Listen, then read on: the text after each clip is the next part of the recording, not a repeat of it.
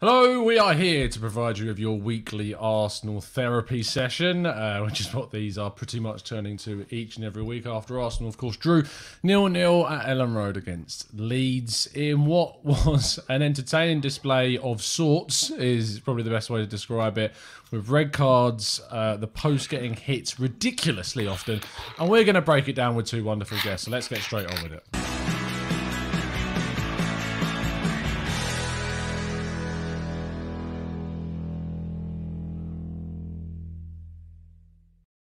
Hello and welcome to the Gooner Talk, back again with you guys for another show, for another episode of our TGT podcast, our weekly show in which we break down the latest Arsenal matches and get the reactions of our guests. First of all, I'm joined by John. How you doing, mate? Are you well? Yeah, man. You know, it's good as I can be after that. Doing all right. But yeah, we'll get to it. That's probably, yeah, it's a good way to sum that up for sure. And making his debut on the show today, Johnny, who I was joined, of course, with on Andrews from Dial Square to Where the other day. It's for an experience of sorts, talking through music and films in an Arsenal-related tinge. But Johnny, do you want to introduce yourself to the listeners and let them know where they may have seen you before? Yeah, sure. So, hello everyone. I'm Johnny. You may have heard me before on the official Arsenal Nation podcast. I'm the co-host on that. Quite a regular on the Arsenal Nation matchday shows as well. So, yeah, been in and around Arsenal. And yeah, that's probably where you'd know me from, and maybe a bit of comedy as well. Yeah, we'll see that interspliced throughout your breakdowns, I'm sure. Interspliced. I don't know whether that word. sorry, Tom. I don't know whether I'm too bright here. Okay, because I thought let me turn the thing on, and now I look quite holy. So, No, am I all right? I think it's fantastic. Just keep it that way. Yeah, cool. I think we need a bit of divine intervention at the moment, to be honest. So it might be needed. Let's break down, Johnny. Let's go straight to you, mate, and just tell me your initial reacting thoughts to what you witnessed yesterday afternoon.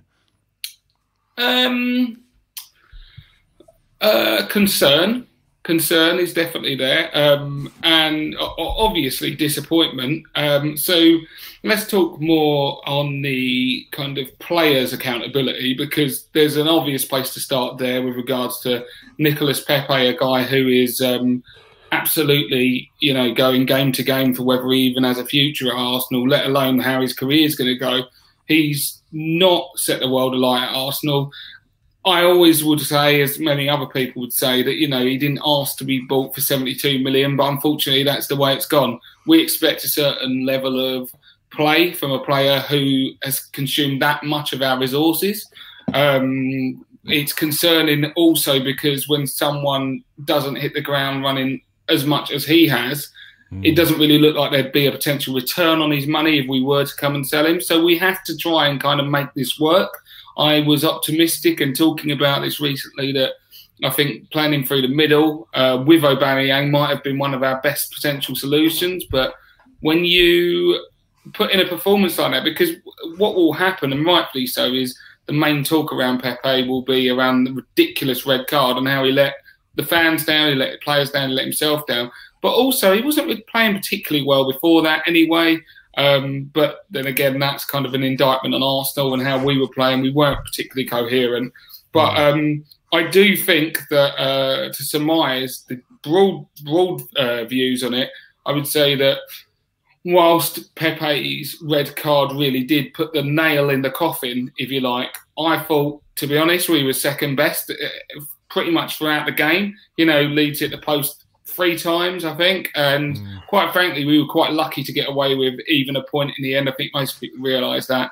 And considering the insipid performance against Villa, I would expect a much, much better response than what we got yesterday. And that some of it has to come down to Arteta, and he has to take responsibility for that.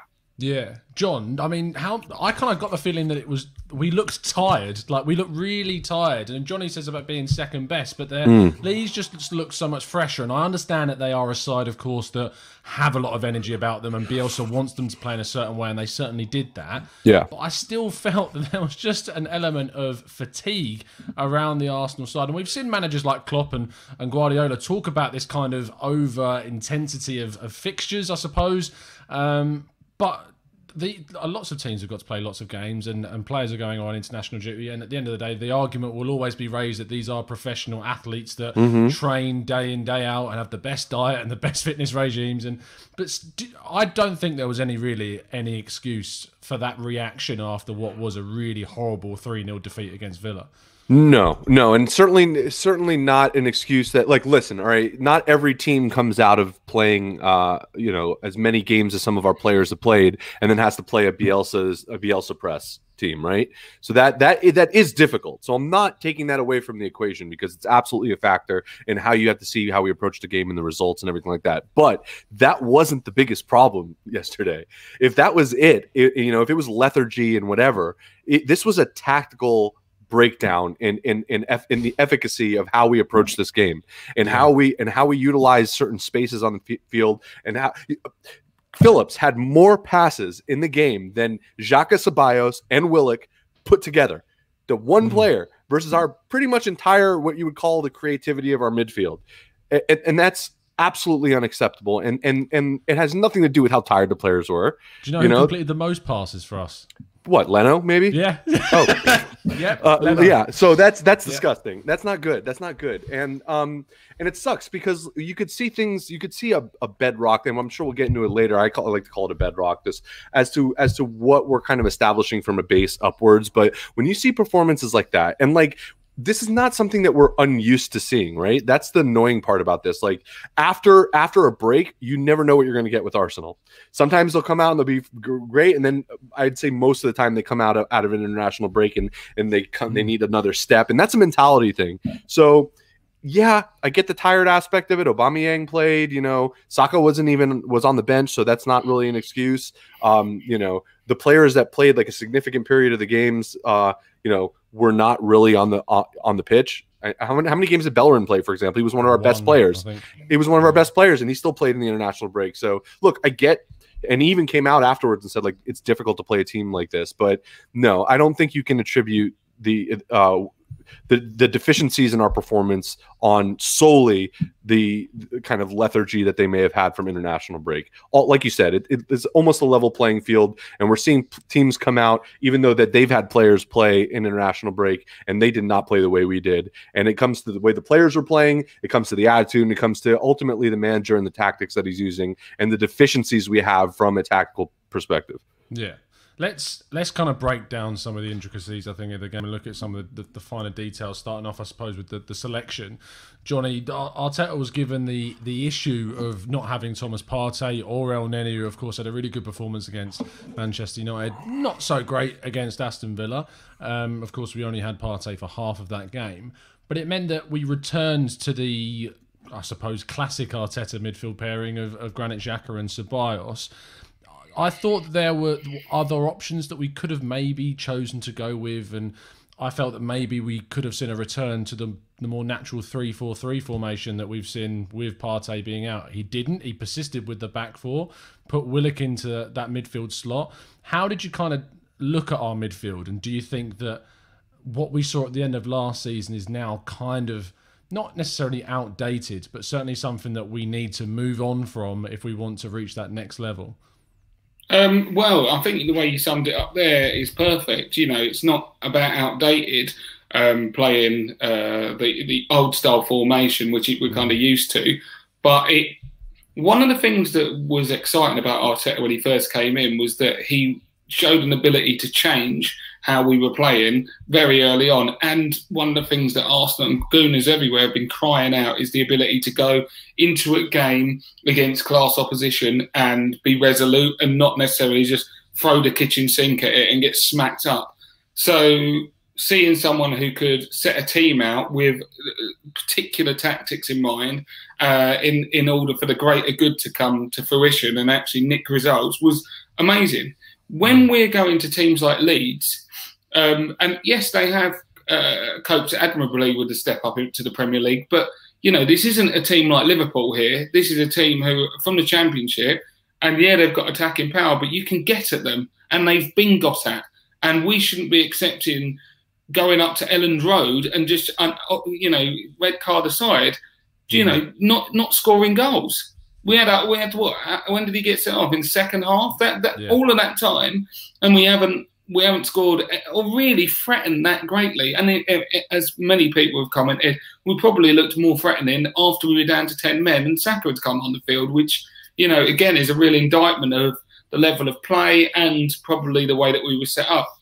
I've said for a while, I think that broadly speaking, I think Xhaka has done very well since Arteta's come in. I think he's improved. I wanted the geezer gone anyway from a long time ago, but he's impressed me because he's actually been better than what I thought he was even going to be capable of. But the big issue is when you play Xhaka, he has no mobility. When you come against any kind of dynamism within the central midfield, you've got they're just running past him. That is why, if you want to play Xhaka, you need Thomas Partey with him. If you want to play El Neni, I wouldn't play El Neni on his own because he hasn't got the same dynamism that Partey has. I think it's going to be Partey and one other who wants to, who might play with him. So in terms of that, I thought that this was a real kind of momentous game for Arteta where he needed to be going ahead to Elland Road and saying, listen, we're better than Leeds. We want to be pushing on and we will take the game to them. Because after that shocking performance before, coming out and, playing with the handbrake on, to use the Wengerism, was never going to do it. It was never going to cut it. And that is why it was so disappointing when realistically, I think most Gooners would look at it and go, hold up, this is what we absolutely don't want and we hope is not going to be the case. And yet that's what we got delivered anyway, a bit of a turd sandwich, quite frankly. Yeah. I was so surprised that we remained with the back four, knowing that that was kind of the midfield pivot that we were going to go with, because when we played with that back three, when Xhaka ultimately was bypassed, one of the three centre-backs was able to step out and close down the players that were running past him.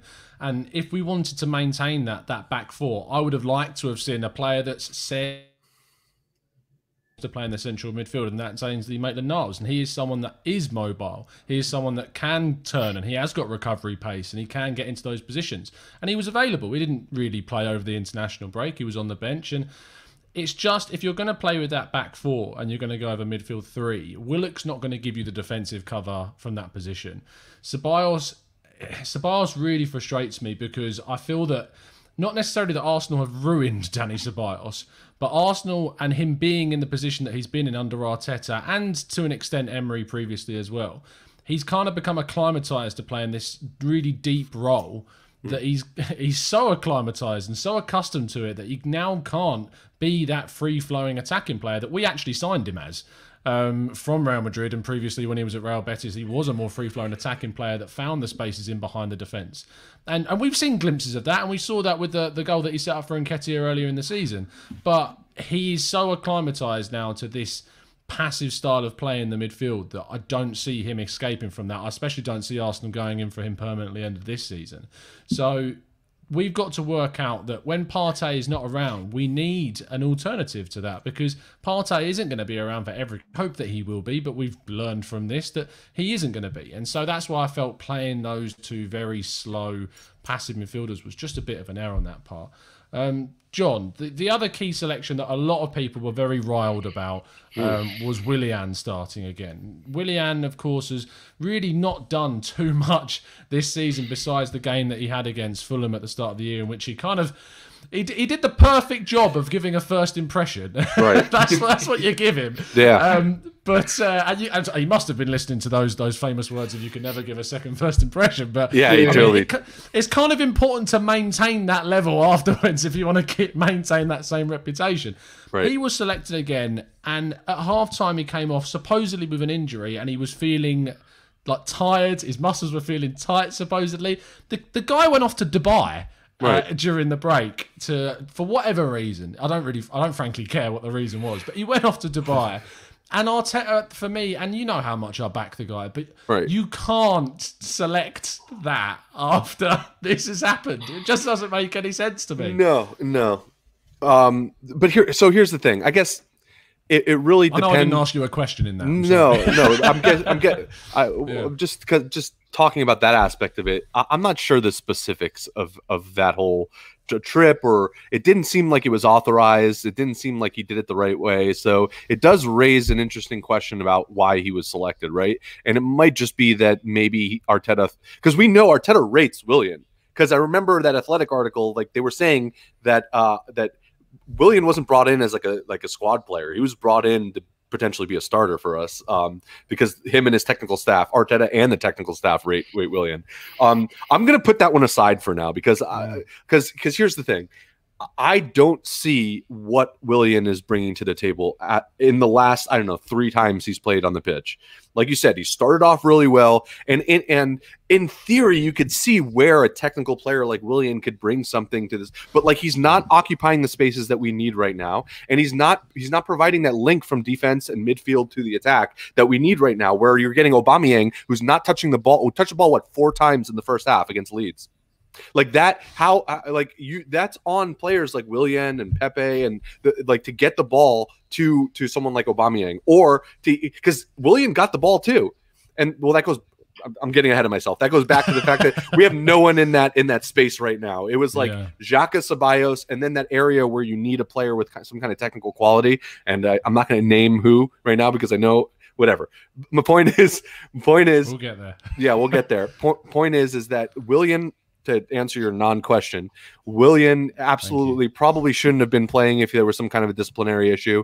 And if there are these non-negotiables, I imagine breaking international COVID protocol is one of those things that should be a non-negotiable. You know what I'm saying? So I'm not exactly sure what Arteta's ethos are regarding what he considers leadership and applicability to be in the squad, but it's not a good look.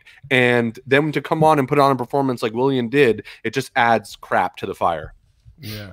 Let me have a go on Willian, guys. Go on, John. So I saw some of the comments there. Cheers for everyone engaging in that. But someone said, I don't think Willian's the problem. Why are we discussing this? No, he's a problem. He is a very big problem on it. Like, don't get me wrong, he's not the main problem because ultimately he doesn't pick himself. But we signed Willian. And the fact is he's on big wages. He's on probably double the amount of for 3 years, double the amount of wages that a good player might be expecting. Good players around the Premier League on half Willian's wages.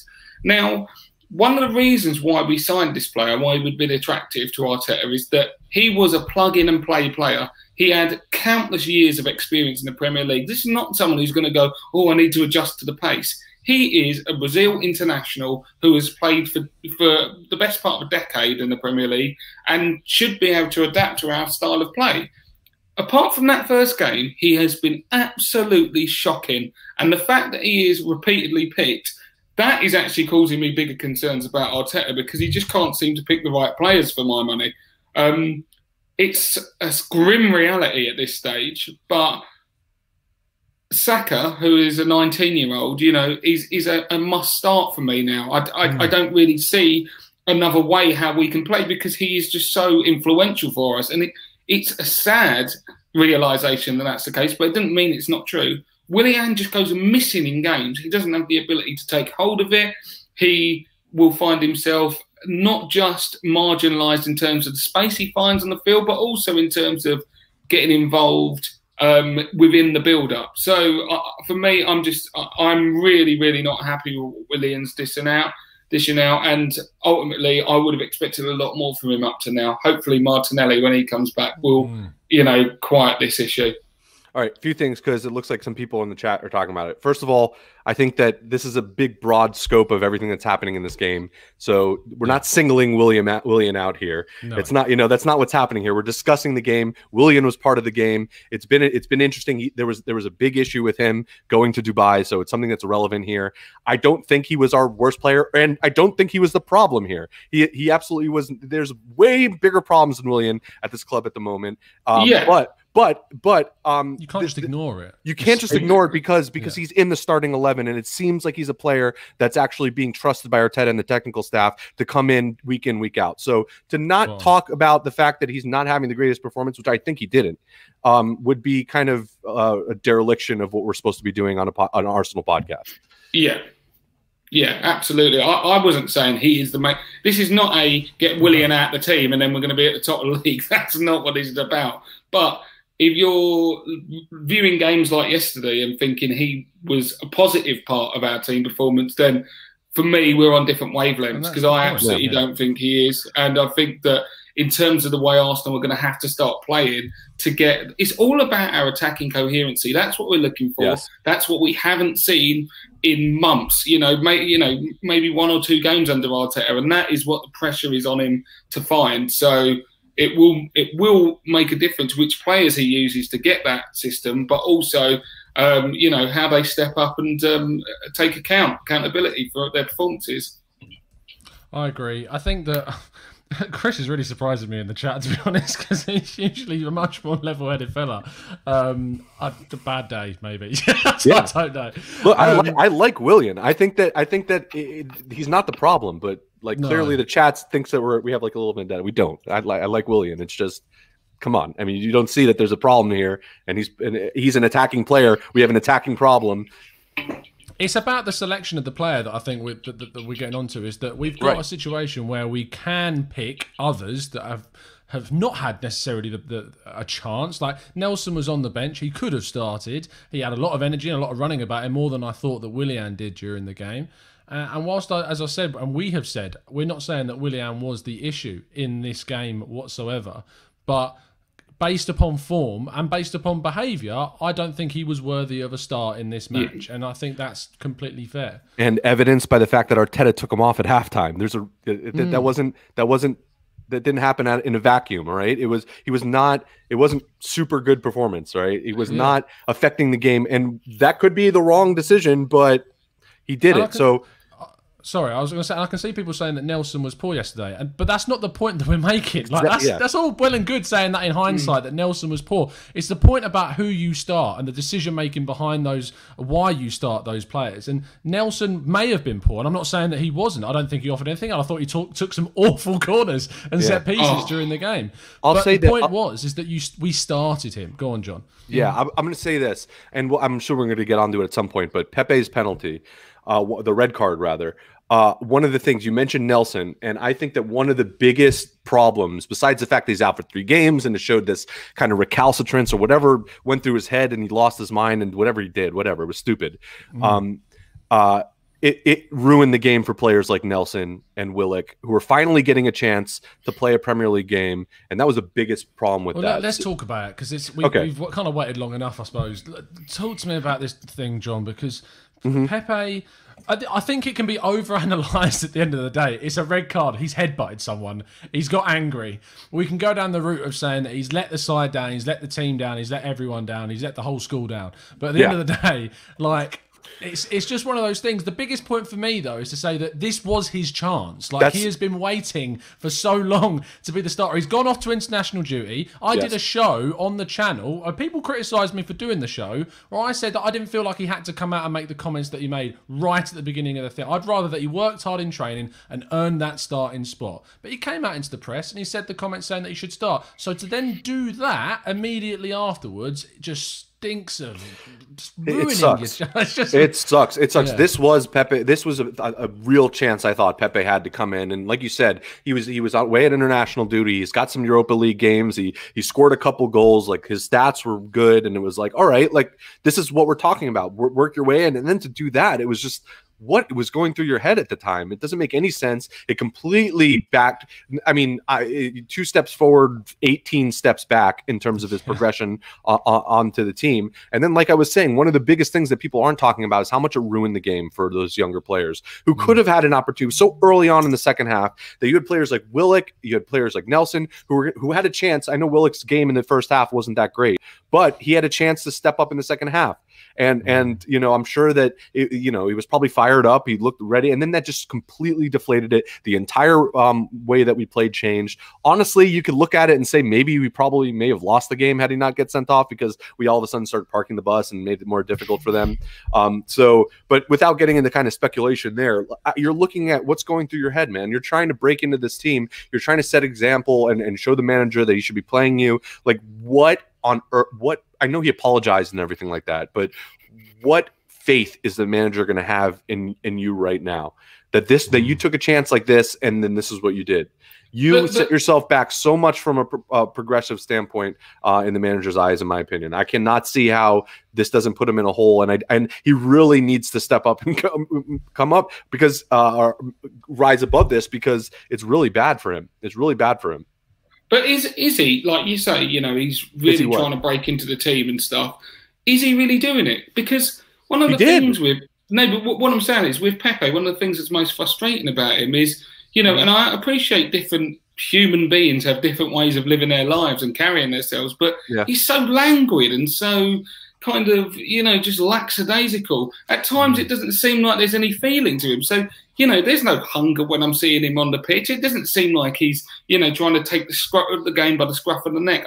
You know, again, I know he's not going to be a Vieira out there, you know, in terms of how he handles himself on the pitch, but some of it, you know, he's just flimsy with it, you know. And at the end of the day, one of the things that we are starting to lack now, not only in terms of strategically our coherency, but also leadership, is starting to seem like a very ominous omission from what we're seeing on the pitch every game. One of my issues with Willie, and I'm not going to go over the whole thing again, but is I believe he was brought into the squad as a kind of mentor, if you like, for Bukayo Saka, as a kind of, this is how you're meant to do it. This is how you're meant to be a professional. This is how you play every 3 days and maintain your level. And one of the biggest disappointments is that, for me, I think Saka should just be playing because he's better than Willian all the time. And likewise with Pepe, I know Pepe's not like an elder statesman of the team, but, you know, you're 24, 25, you're an international, you've got to be able to get your mentality right. And ultimately, you know, you've got Aubameyang, who has been out of sorts lately, and I'm sure we could, you know, all posit different kind of suggestions as to why he's been off the boil. But ultimately, he's never been, again, a kind of rallying the troops, you know, in terms of verbally. He just scores goals ultimately as a captain. Neither is Pepe, though, and that's kind of what. And you mentioned an interesting point. It actually kind of makes me think about it. That headbutt was one of the most passionate things I've seen Pepe do in an Arsenal shirt. And like, maybe, look, here's the thing. I don't want to superimpose like a personality trait on a player that might not be their personality, right? He might just not be that kind of player. But at the same time, what a weird time for that to bubble up. You know what I mean? Like, you finally get selected in the starting 11. You're finally getting your chance to show, you know, you have Aubameyang centrally. Like, this is kind of what we were asking for in a weird way. And you go and do that. It was out of character for him. And it's really concerning, because I wonder, when you see something out of character, we're looking at it like psychologically here. When you see something out of character, you have to wonder, what is the kind of genesis of that behavior? Is it saying something about the overarching feeling behind the club right now? Like, is there something going on? And you're a mixture of probably pressure. You're looking at like weird, like, people are, like you said, Willian's supposed to be a leader, and he's breaking COVID protocol to go on some vacation in Dubai. You're looking at things like that.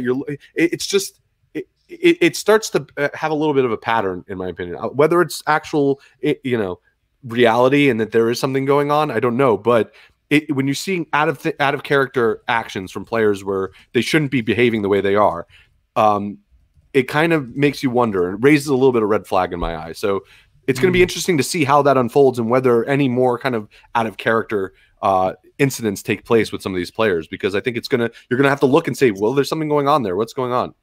Can I just say, as a suggestion for football as well, I did see the headbutt, but I didn't actually think that he connected with Alioski's face. So I propose that from now on, like, you know how they use Hawkeye to see whether the ball's over the line?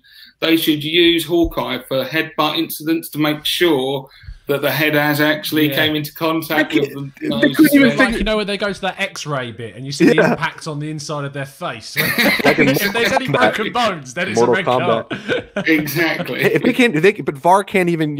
VAR can't even get a handball right. You're going to expect them to get. Oh, let's talk about that. What the heck was handball, that, man? Penalty or not? Of course, it's a handball. That's a handball. Come on. Yeah, definitely. Yes. Yeah, definitely. I mean, we haven't really got the breaks with all of these things anyway, though, to be honest, in terms of reviews and stuff. So I wouldn't really expect him much. But again, to be honest, like, I am personally just a little bit, I'm loath to come out of a game like that and be crowing about how unfortunate we were. The reality is, we'll take our spoil and run. For sure. Here's the thing, though. Here's the annoying part about that. Is there arguably not a handball? You know, because it deflected.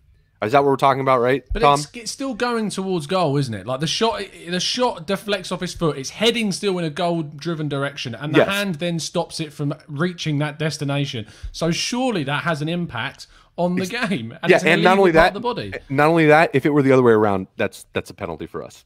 That's a penalty for us every day. Again, yes, that's what I'm saying. If the tables were turned, they're getting a penalty kick. Well, we don't even know anymore because the rules are so lacking in interpretation. Go on, Johnny. I think it's so weird as well in terms of a lot of the time the way that this is coloured or tinted comes down to how the commentators review it at the time and how they see it. Because if they ultimately go, oh, that's not handball, everyone just gets on with it quickly, and it's like, but it is handball. Just because Gary Neville or Jamie Carragher doesn't think it, and I'm sure if that was Liverpool, handball, like straight away. And I get it. Like, you look at the rules, like, if there's a deflection, it's technically not right. So that's kind of what everyone's saying. But like I've seen that given. I've seen that same thing given. And whatever, maybe that's just me being hypocritical. Fine. I'm a hypocrite, I guess. Fine. But it was just annoying because it was so quick too, to be like, no, it's not.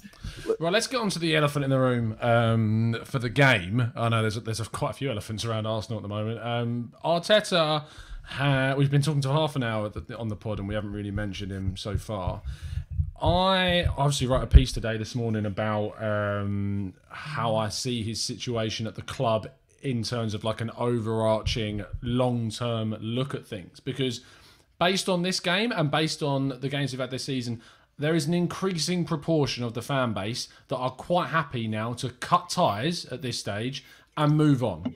So I want to get your thoughts on that perspective of things. So Johnny, do you want to go hell for leather on your thoughts with that? Yeah, so I think, and I was reading your article earlier. I thought it was good. It's not necessarily where my mentality lies, but what I would say is that there's, like you said, there's a spread of fans now, and I think the more extreme people are already ratcheting out the Arteta outs and stuff like that. Now, I'm definitely not there in terms of that. I think it's just it's over the top and it's excessive compared to where we are in our development. However, I don't think that Arteta is above criticism now, quite serious criticism, because some of the issues that we're seeing weekly now are more chronic issues. They are consistent and blatantly obvious to most people, and it's not like, oh, right, we've got an attacking issue, so he's meant to remarkably fix it in a week. But I see us making the same problems over and over again by trying to use the same solution. He's trying to use the same solution every week to fix the same problem, and it's not working. And it's like, I think that at this stage, I would, sometimes pressure is good for managers in terms of feeling like, actually, I'm not going to have forever to get this right. Like, I need to start making changes. Like, pressure forges diamonds, right? And ultimately, whilst Arteta had a great run towards the end of the year, which culminated in the FA Cup, he's not going to have like years and years to get this right. And we're going to need to see along the way, at different checkpoints, advancements to show that we are going the right way. And I know you kind of painted a picture that we are moving in the right direction. And a lot of those points I agree with. But from an offensive strategical point of view, we're not. We're nowhere near it. And we have been so poor for a very, very long time. And I'm going to need to start seeing some real improvements now, like serious ones, for me to feel like we're still completely moving in the right direction. And there's no reason why Arteta, a guy who's done his tutelage with Pep Guardiola, doesn't know how fast, attacking, concise play works. He knows how it is. So I understand his motive in terms of getting us more defensively solid. But listen, even if you have to loosen the reins a little bit, we need to start going forward. We haven't even scored a goal in hours. Like it's outside of a penalty. It's not good enough. And I hope he's starting to, almost feel that pressure, and we actually, elicit some change out of him in terms of his approach going forward. John, do you want to come in on your thoughts around the situation? Yeah, I mean, I think Johnny makes a lot of great points there, and I agree with pretty much everything. The only thing I would add really is that, yes, I think there needs to be an emphasis on what we were trying to do. I mentioned Bedrock earlier in the podcast, and from the very first press conference that Arteta had, he outlined this problem that we've had, and it's not just something that Arteta's have noticed. Emery said the same thing. This team doesn't know how to defend, and it's true. As a unit, we haven't known how to defend for a long time as a team. It's not just parking the bus. It's not what we're doing. It's a top down approach that we have emphasized. Now, I want you to kind of, as a thought experiment, put yourself in the mind of a manager that's trying to fix a team defense. What do you have to do if that's the case? It cannot be balancing the team out at first. It needs to be a defense first. You need to make yourself harder to beat in a game, and then that's the bedrock on which you can build upon an attacking balanced team. All right, so really, it's 100% agree, and I think that it's a matter of when do we accept that balance start occurring? It needs to happen at some point, right? Great that we have the bedrock, and we absolutely are demonstrably harder to beat. That doesn't mean we don't get beat or that we can't get beat, obviously shown by the fact that we've lost. But the fact is that we're conceding less goals. Look at our set pieces. We conceded 14 goals from set pieces last season. We have not conceded one. We're the only one still in the league not to concede from a set piece. All right, and that's significant. That was a big problem we had, and we had fixed that. And it needs to be something that they've worked upon. That wasn't a fluke, we are better at them. Defensively, we're conceding less. We're conceding less than we have. And specifically, we're facing less shots. Last game excluded and Villa excluded. So it's not perfect yet, but really right now there needs to be that balance, which is the hardest part. Is to get that balance right, the attack as well as the defense. So the problem right now is not so much I think that Arteta is incapable of figuring out a way to balance a team. For me, it's about personnel. It's about personnel, especially in the center midfield, in the attacking roles. We just don't have that player that could, don't. The player that gets demonstratively better when they're not playing. No, I'm not in the world. The only player in the world that gets better when they don't play. No. I saw your tweets, but here's the thing for me, right? I'm not going to use Ozil. I'm just going to say that we need a player. Wait, just listen. But hold on. We need a player who's going to occupy certain spaces and create spaces in the middle of the park that has a technical ability to either break a defensive line to get a pass to an attacking player, or to get into a position where they draw defenders away and open up spaces for players to run into. I'm not going to name any players that can do that. I'm not going to name any players that can do that. I'm just saying that's what we need. I'm just saying we need that kind of a player. And obviously we've been targeting that kind of player, whatever reason. Like I think Aouar is that kind of a player. We've been looking at certain players like that. So that's a piece that's missing right now for that balance. So is it too early to say Arteta? Yes, it's too early to say Arteta out right now. Like this is, it's a question of working with what you have. And I think that's more difficult than being able to get players that you need. And one thing Wenger was actually really good at doing was, and you could probably argue this, but it kind of was, considering how consistent he was in getting us top four, even with the players that we had, was making things work from an attacking perspective with players that may not have been the best kind of, players in that. Look, Flamini, players like that, like that were maybe not the great Coquelin even, and making it work. Of course, you had Cazorla and Wilshere and Ramsey, but point is that right now it's not a coaching problem, it's a personnel problem.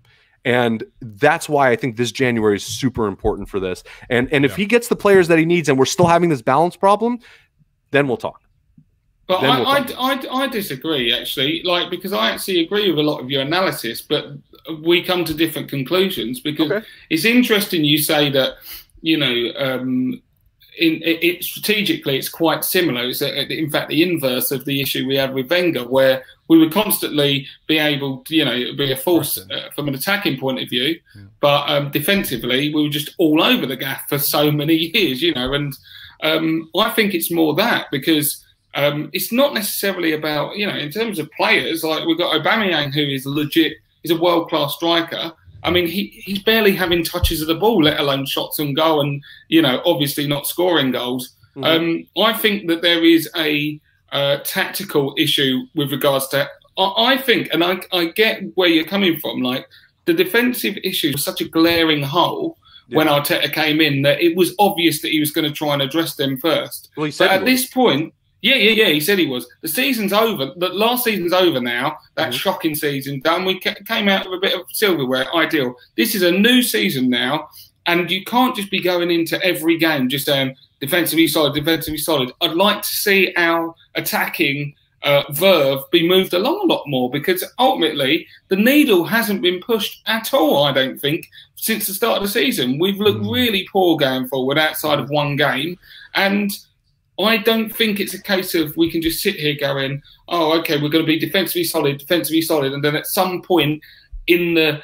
future, Arteta's finally going to go, now I work on the attack. This isn't the NFL. It's one team, and ultimately, if all we can do is make ourselves a little harder to beat, then it's still not right. We need to be getting ourselves into a situation where we're posing a threat because also we're actually drawing more if teams don't fear us going the other way, we're actually drawing more pressure onto us. And I agree with that. And one thing I would just say though, because I don't, when you're looking at the way that we set up defensively before, we had a striker who was pretty much saving us from an attacking perspective, almost on his back with Aubameyang, scoring almost every single game.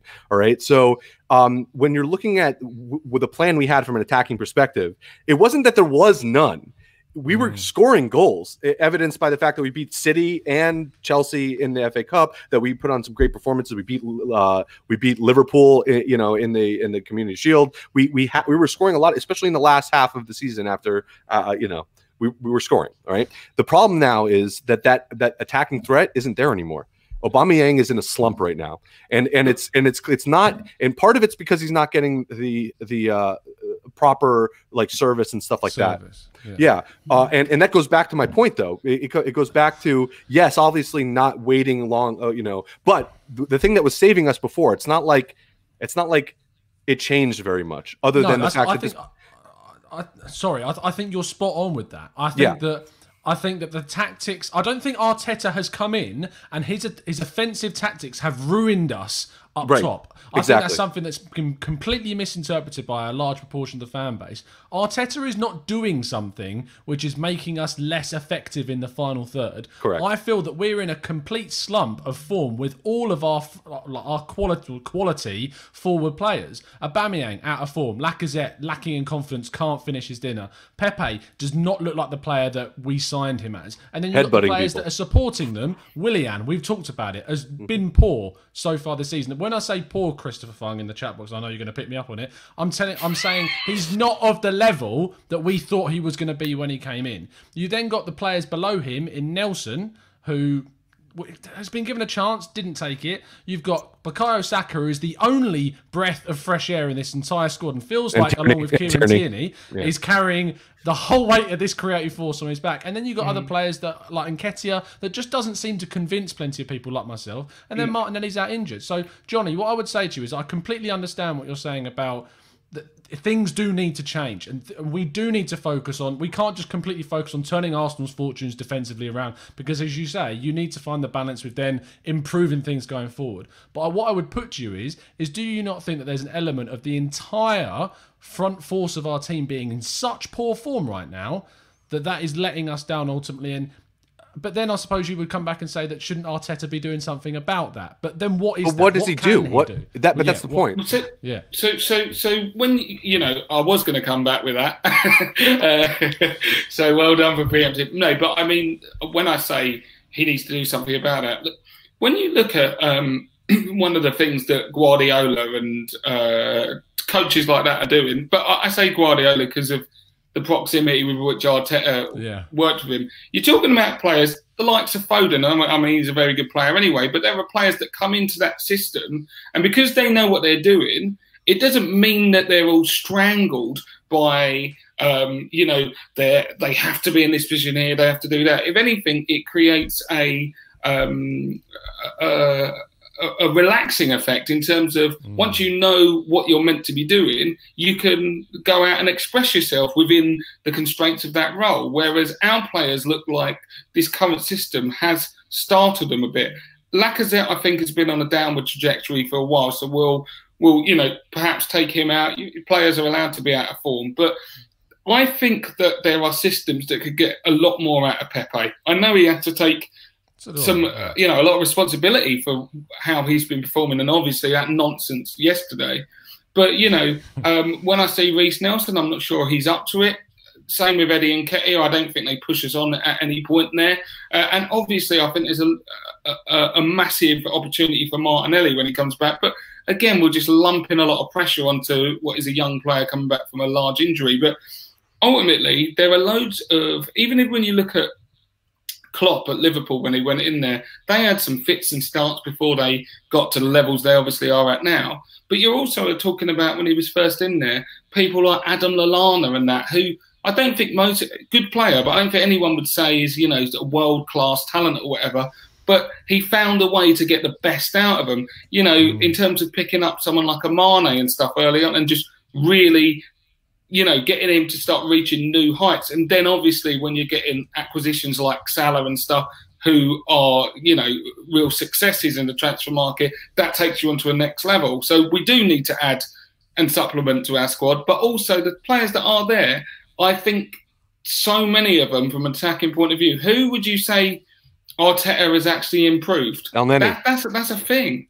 Well, Elneny, yeah, but I also think Have you seen Elneny play recently? The guy is like but also I think he's a player who, unless he's playing next to Partey, won't actually be. He's not going to be our leader. He's very good next to Partey because Partey's so dynamic. But ultimately, in terms of from an attacking point of view. He did improve him. If you look at Elneny's play, he's improved him. It's been other players as well. From an attacking sense, who has he improved in the forward line? Like that is where I would take issue with it.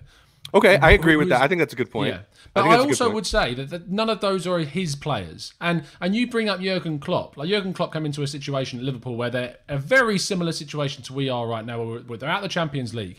And he's identified the key areas that needed changing. And a lot of that was obviously Alisson and Van Dijk coming in. But no one really talks about the signing of Sadio Mane that came in and completely transformed that. They then brought in Mohamed Salah as well to add to that. And I believe under his tenure, if I'm right, they brought in Firmino. They did. So they brought in Firmino as well. So that entire front three has been crafted under Jurgen Klopp. You had Brendan Rodgers beforehand who did fairly well with Sterling and Sturridge and Suarez. But Arteta, in my mind, has not yet been able to craft a front three of his. I believe that Aubameyang can be part of his front three. Otherwise, why signing up to a new contract? And otherwise, he wouldn't have done that. But Lacazette, I look at Lacazette now and I think that his time in the sun is probably over at Arsenal. I don't see this situation being recovered. I see that there's players that are coming through at Arsenal. Like you look at how good Balogun has been for the under whatevers. You look at how good John Jules has been on the loans that he's been out on. There are players that are coming through and will be pushing for a start. And there were rumours that we might let Balogun go because he can't himself see a route into the first team because we're persisting with players that are demonstrably out of form for us, like Lacazette. And I feel that once Arteta gets the backing he needs in that forward line and in that creative midfield position, that is where we will finally start to see what Arteta's capable of tactically in the forward positions. And it's interesting, you guys bring up Liverpool. So one thing that I think is actually effectively different from Liverpool's situation and ours, Liverpool was pretty much cohesive in their plan going forward from a board down perspective. We've had a tumultuous kind of situation going on where Kroenke just took over in 2018 as full owner, and then we still couldn't figure out, we were firing scouts and this. We didn't even know where our scouting was going to be. We didn't know who was in charge of getting what kind of players or making decisions. It seems like now that's been solidified really with, Edu and Arteta and Vinay. And there's like this kind of sense of, all right, we're going in the same direction now, right? So I think a lot of the kind of disjointedness maybe that we saw, especially with the Pepe transfer, because we're looking like we're trying to sort him into this team right now. And we can go on and on about Pepe, but my point is that from a cohesive standpoint of the board down, having a unified vision going forward, Liverpool was way ahead of us than where we are right now. So I'm willing to give him the time. I want to see, okay, they have this plan, they have the structure in place, they have their ideas of how they're going to make this better. Now, can they actually go out and do it? Partey was a big piece of that. And I think if he were playing yesterday, it would have been a totally different game. And I don't think that's a very far stretch. So let's see what else they can do. So remember, the whole conversation was, is it time to wait? Or is it, Arteta out? And it's clear that when you're and if you're going to use Liverpool as an example, you have to see the differences in the board structure and the direction of the team and the unification of what their goal was and what they were doing going forward, and see how that differs from us at this moment, and see what happens. Yeah, I think you've both made good points that I don't disagree with. First of all, absolutely, John, the structure of the club is different at Arsenal, or has been different to where Liverpool found themselves in. And yeah, you would think that with the newfound solidity with regards to our structure, we might start to reap the benefits of it in the coming years. Hopefully. And I agree, Tom, in terms of with regards to Arteta, and I've just lost my train of thought now. But even as in he needing to invest. Oh, that was it.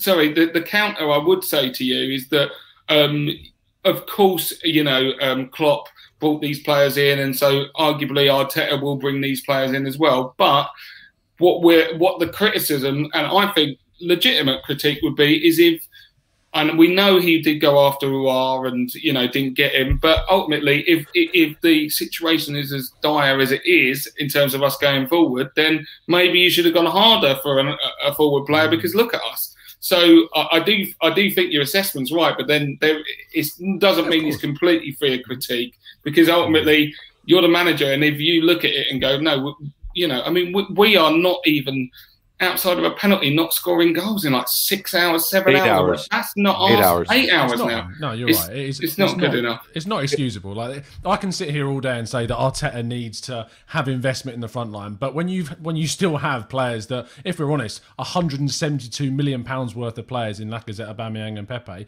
you should be scoring a goal from open field of play. Just one goal. Can we get like a goal? Can we get That's the thing. Get a goal? Can we get a goal, please? And ultimately, I felt in the game against Leeds, I know it weirdly when Pepe went off, and we mentioned this right at the beginning of the show, things did perk up because Saka came on, and we touched on that. That Saka is having so much emphasis on him to be the creator, to provide something. And also what I'd say is that the player that played that really clear through chance for him was Hector Bellerin as well, who that was great. I feel is getting a lot of stick that he doesn't necessarily is deserving of right now. He is far from one of the worst players in the team right now. Our fullbacks are arguably easily creating more than what the midfield and the front line are creating. So Bellerin's another attacking player that's improved under Arteta ever since this injury. I would agree. I think maybe he's recovered him to the position that he was before his injury. Exactly. Is there? I mean, but that's important as well. You have to. Yeah, no, I'm not saying it's not. I'm just saying that I think I wouldn't say that we've got a better Bellerin than we've ever had. I would say that we've got a Bellerin that is returning to the Bellerin that that's we fair. have All right, seen. that's fair. So, but I completely take your point, and it does take coaching to be able to get that back. You can't. A player just won't do that on his own laurel. Like that won't happen. So that is a credit to him. And I think that Arteta has ultimately improved players. And I see that Christopher Fung in the chat. I feel like he's getting a lot of focus today. Chris is on a roll. He's a member, so I'm always nice. He likes on the me. show. He's a nice guy. Chris. I think when you look at like what he's done with players like Mustafi and Luiz and Xhaka, he has ultimately improved those players. We need him to start improving players in the final third. We know that he's coming with an emphasis on trying to change things. I think a lot of what my article was about earlier, and as you touched on, Johnny, was actually kind of, it was around the opinion of wanting Arteta out now and trying to put forward an argument to say that, look, just take a second, chill, breathe. look at the evidence, look at what's going on right now and think about it. What I would also say is that a lot of people that wanted Arsene Wenger out, like I did for a lot of the period, but a lot of people specifically wanted a coach like Diego Simeone to come in and completely transform what they had expected from Arsenal, because they wanted to become more defensively astute. They wanted us to be more committed, more passionate on the pitch, and more dialed in with each other on the pitch, and show a bit more commitment and passion and drive to achieve the targets that we've set ourselves.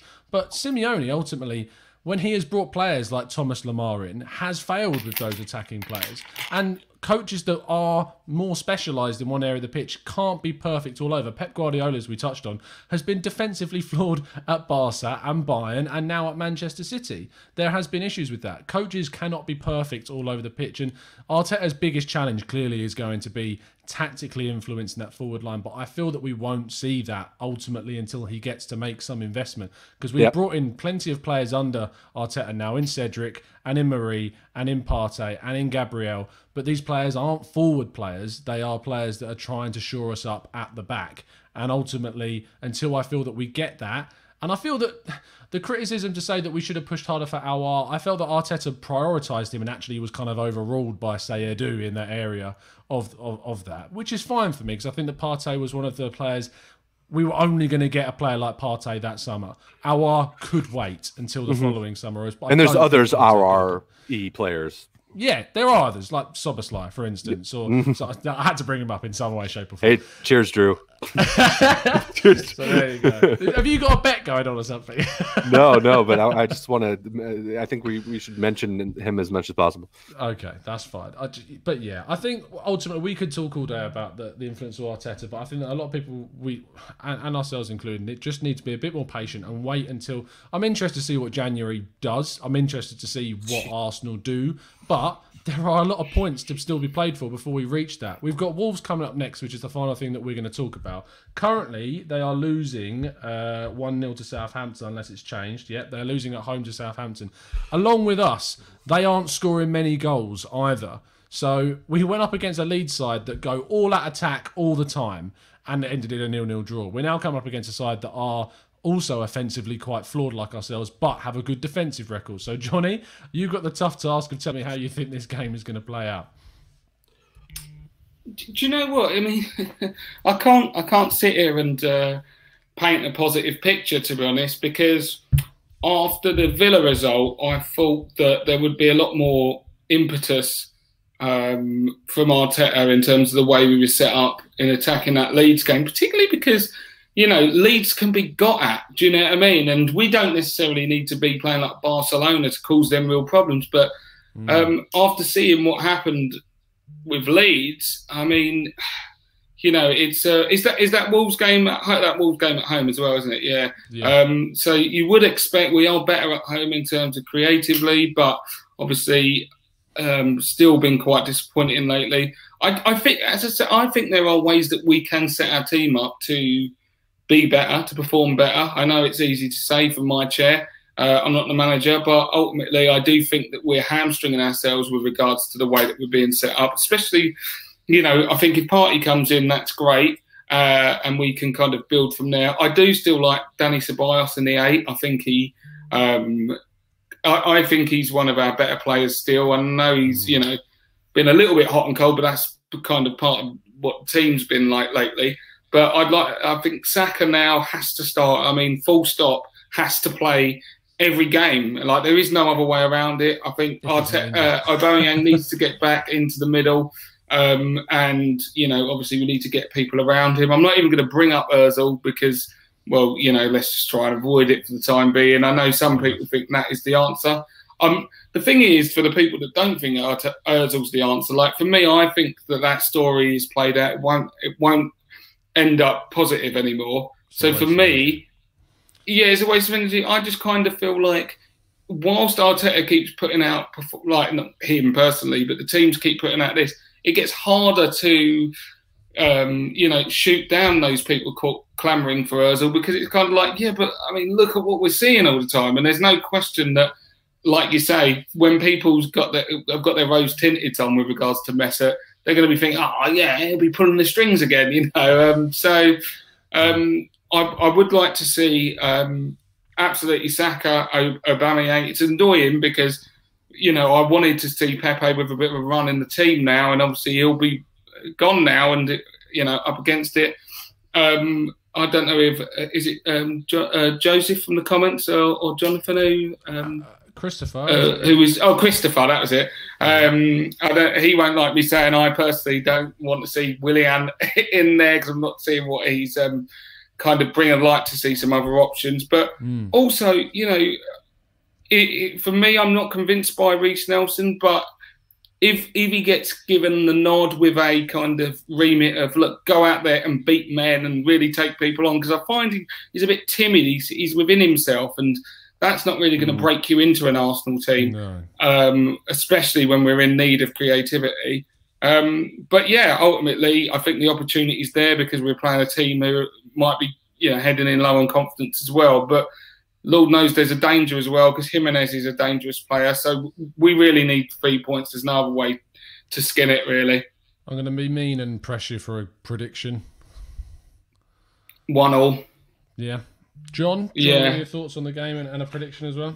Yeah, I mean, I think there was a good breakdown of it, and I think that it's going to be like that right-hand side, left wing position is going to be an interesting development to see how he approaches that, especially now that obviously Pepe's out. So Reiss Nelson is an interesting shout. My concern with Reiss is, like you said, we need an attacking perspective, and he tends to play with his head down too much. So he does this thing where he's really good at dribbling and beating players and everything, but he's always looking down and he's not seeing the play develop. So that, and when you're looking, and I've noticed that the last couple times he's played, he needs, I guarantee you, if Arteta's coaching his ear, he's going to be telling him, keep your head up as you're playing. You need to see what's developing, because then you don't have to wait and it's not like a reaction for a final ball. You already know who's coming and what's going on. You get to think about it a little bit more. So I think that'll develop. He's a young player. That kind of thing can be coached, but it's because he's obviously talented. And I'd love to see Nelson get a run of games, because I think most of us do. So it'll be interesting to see how we line up in this one. And if Partey's fit, I don't know. Have we heard anything there? We don't know. Is Saka even fit? We don't even know that. No, we're waiting for an update on Saka.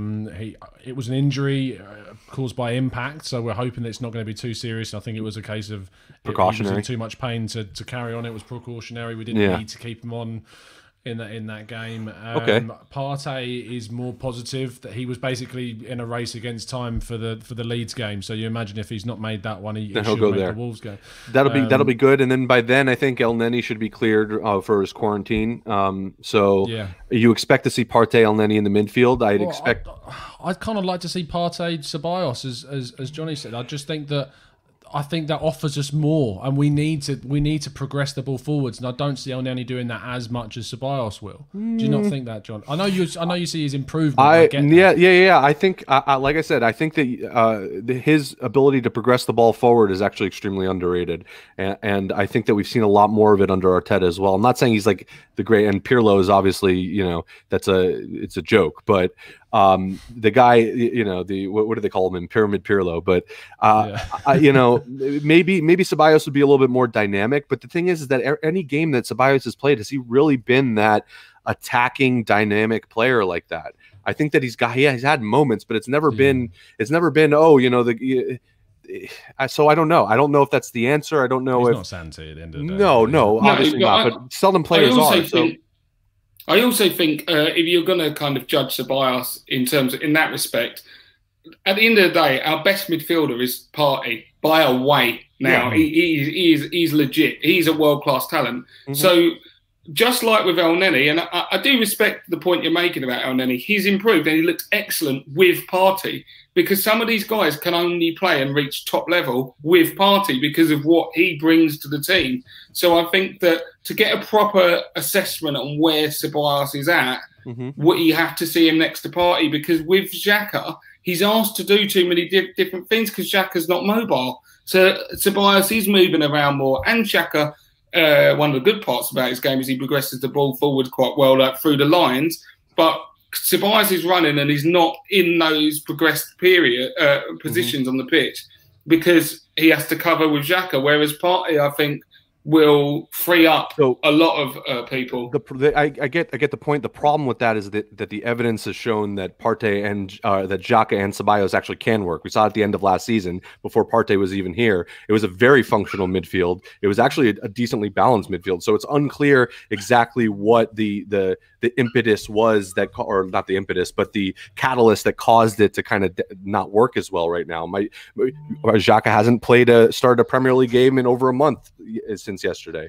So, maybe that's an aspect of it. I don't think that you can necessarily write that off, because I think the evidence shows that it's possible that there's a dynamic midfield there, and it's not necessarily dependent on having Partey in the midfield. So I don't know if I necessarily agree with that, but I remember I'm trying to get at the point that, we could see hints of dynamism from a Ceballos midfield, right? We've seen it when he was playing with Xhaka, and Xhaka, he was more of a defensive player, to be fair. He was leading the team in defensive stats, Ceballos, at the end of last season.